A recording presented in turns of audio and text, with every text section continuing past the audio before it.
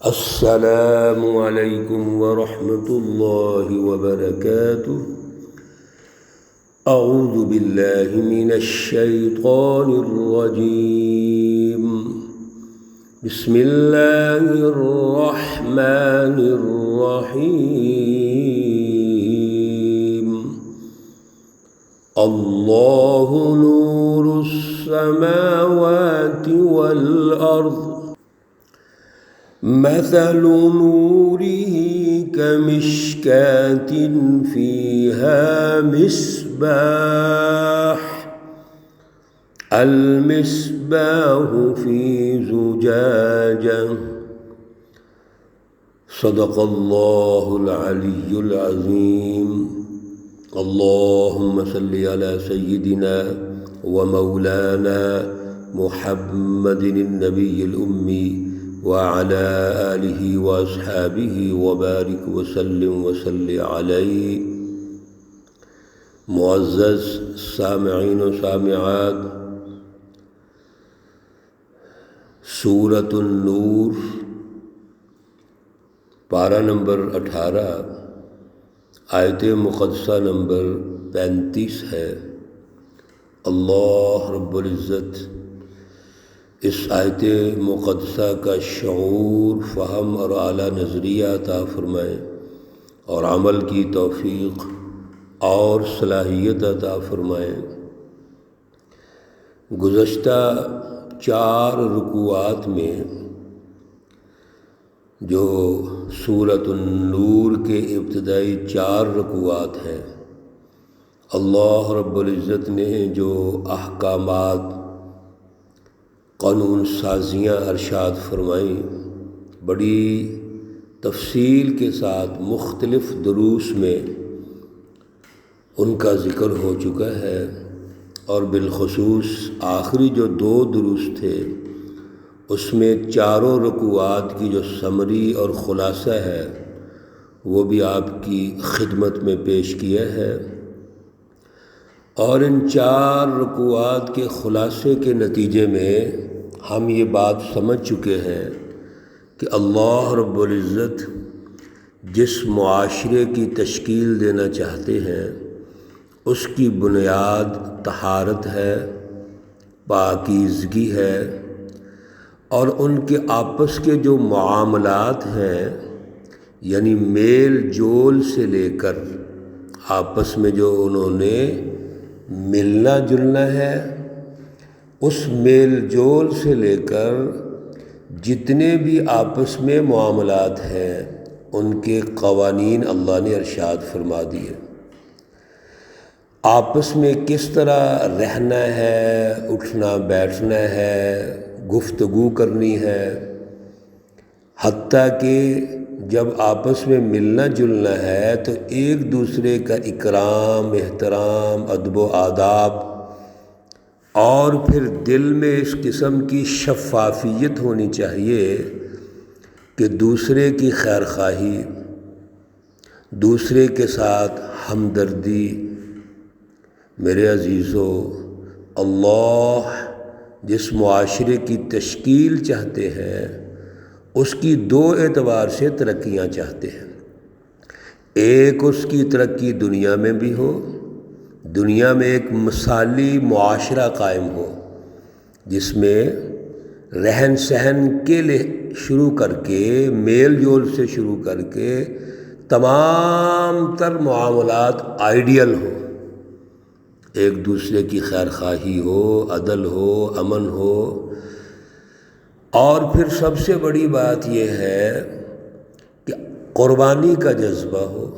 ہم دوسرے کے لیے قربانی دے سکیں،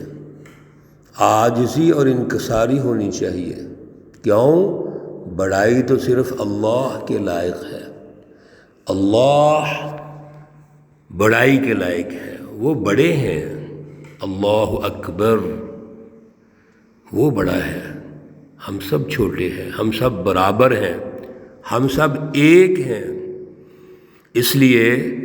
اللہ رب العزت نے بڑی تفصیل کے ساتھ ایک ایک معاملے کو واضح ارشاد فرمایا،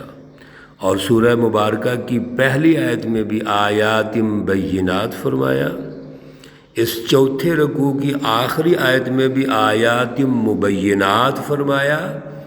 جس سے ہم نے گزارش کی تھی یہ واضح ہو گیا کہ اللہ کے احکامات واضح ہیں، اللہ رب العزت کی رہنمائی، قانون سازی یہ واضح ہے، دو ٹوک ہے، اس میں کوئی ابہام نہیں ہے، اور یہ ہمارا ایمان ضروری ہے۔ آج جو رکوع ہم شروع کر رہے ہیں، سب سے پہلی جو آیت ہے اس کو آیت النور کہتے ہیں۔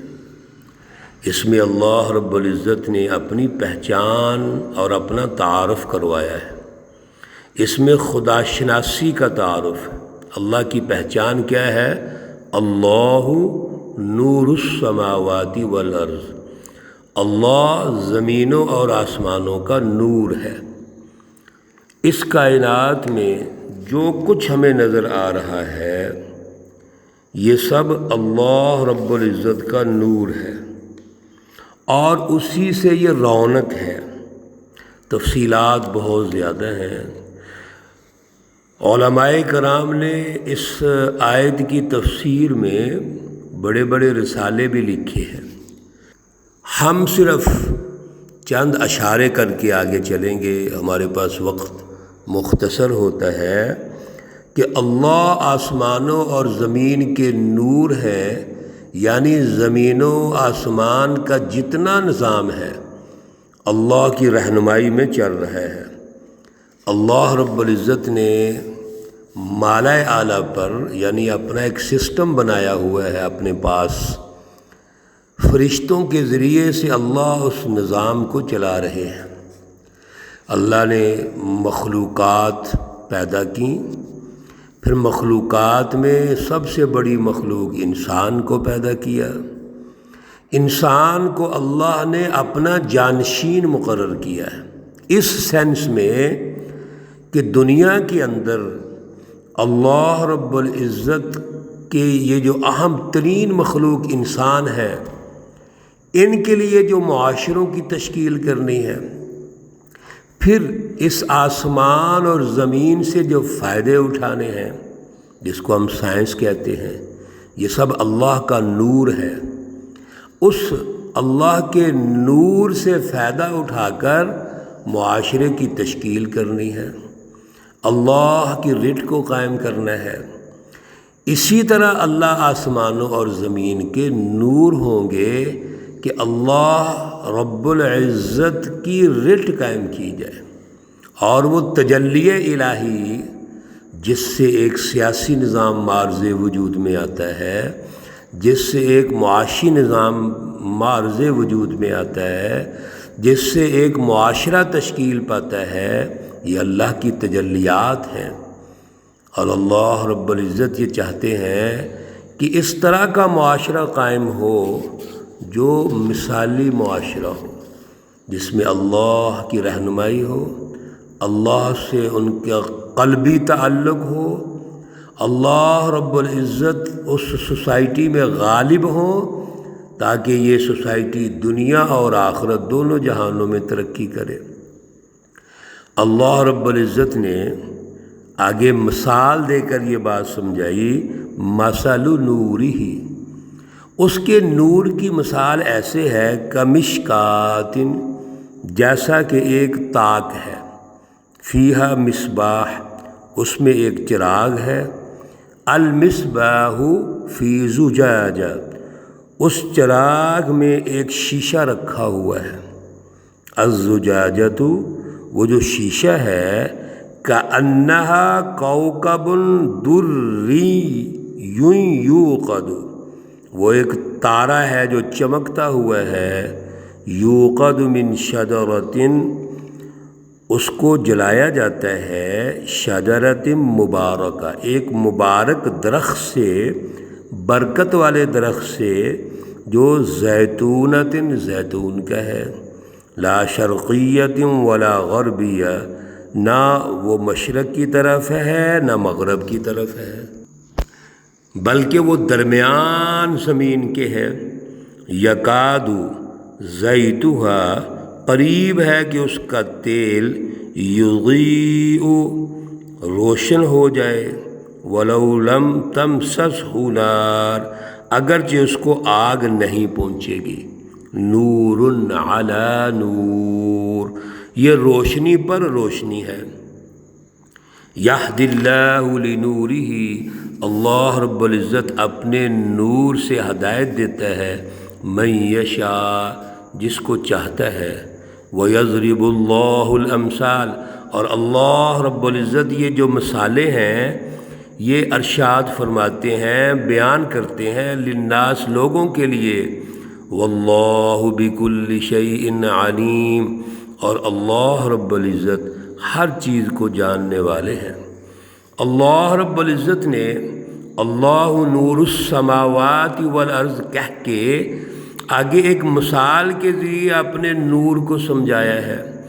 اور اس کو سمجھنے کے لیے اگر ہم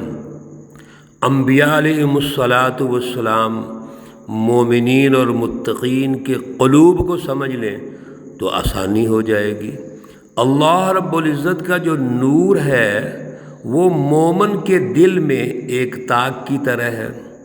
اللہ رب العزت کی ہدایت اور رہنمائی ایک شیشے کی طرح،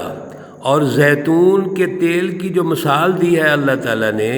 جس طرح زیتون کا تیل صاف ستھرا شفاف ہوتا ہے، اس میں کوئی میل نہیں ہوتی، اللہ کی رہنمائی بھی صاف اور شفاف ہے۔ اور اللہ رب العزت نے بڑے خوبصورت انداز میں ارشاد فرما دیا، یہدی اللہ لنورہ من یشاء مومن کا جو دل ہے، اولیاء اللہ کے جو قلوب ہیں، انبیاء کے جو قلوب ہیں، ان کی صلاحیت اتنی اعلیٰ ہوتی ہے کہ وہ اللہ کی اس نور، اس ہدایت کو حاصل کرتے ہیں اور اس کو پھیلاتے ہیں، نور علی نور، پھر وہ پوری دنیا میں ہدایت پھیلتی ہے۔ اللہ رب العزت انبیاء کے ذریعے سے متقین اور مومنین اور سچی جماعتوں حزب اللہ کے ذریعے سے اس روشنی کو دنیا میں پھیلا دیتے ہیں۔ اللہ ایک ایسا نظام قائم کرتے ہیں جو عدل کا ہے، جو مساوات کا ہے، اخوت کا ہے، رواداری کا ہے، جس کے ذریعے سے روشنیاں پھیل جاتی ہیں، وہ ہدایت عام ہو جاتی ہے، وہ انسانیت کے لیے ہوتی ہے، بلا لحاظ رنگ و نسل مذہب خطہ سب کے لیے ہدایت ہو جاتی ہے۔ اور اللہ نے فرما دیا کہ یہ تمام تر مثالیں اللہ انسانوں کے لیے بیان کرتے ہیں۔ اللہ سے جڑ جاؤ، اللہ کی رہنمائی حاصل کر لو، اپنے قلوب کو اللہ سے جوڑ دو، اپنے قلوب کو صاف شفاف شیشے کی طرح کر دو، اور اللہ کی رہنمائی حاصل کرنے کی استعداد پیدا کرو، صلاحیت پیدا کرو، اور پھر جب اللہ کی رہنمائی آ جائے تو اس کی اشاعت کرو۔ سچ محض اتنا کافی نہیں ہوتا کہ ہم سچے ہو جائیں، ہم خود سچے ہو جائیں، سچ پر قائم ہو جائیں، یقیناً ضروری ہے، اس میں کوئی شک نہیں ہے۔ سب سے پہلے ہم نے سچا بننا ہے، اللہ کا قرب حاصل کرنا ہے، پھر جب ہم سچے ہو جائیں پھر سچوں کی تلاش کرنی ہے۔ یا ایھا الذین آمنوا اتقوا اللہ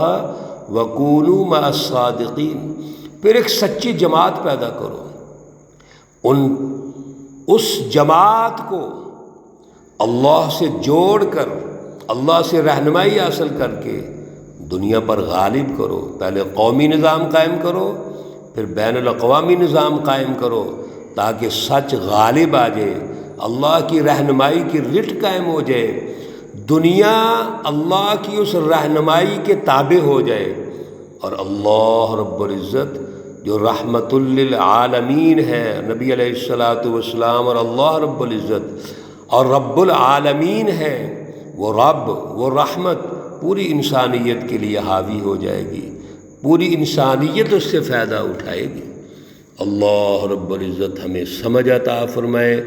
عمل کی توفیق اور صلاحیت عطا فرمائے۔ اللہ رب العزت تمام مرحومین و مرحومات کو جنت الفردوس میں اعلیٰ مقام عطا فرمائے۔ اللہ رب العزت تمام بیماروں کو شفائے کاملہ عاجلہ مستمرہ عطا فرمائے۔ ربنا تقبل منا انک انت السمیع العلیم وتب علینا انک انت التواب الرحیم۔ وصلی اللہ تعالی علی النبی الأمی محمد وعلی آلہ واصحابہ اجمعین برحمتک یا ارحم الراحمین۔ السلام علیکم ورحمۃ اللہ وبرکاتہ۔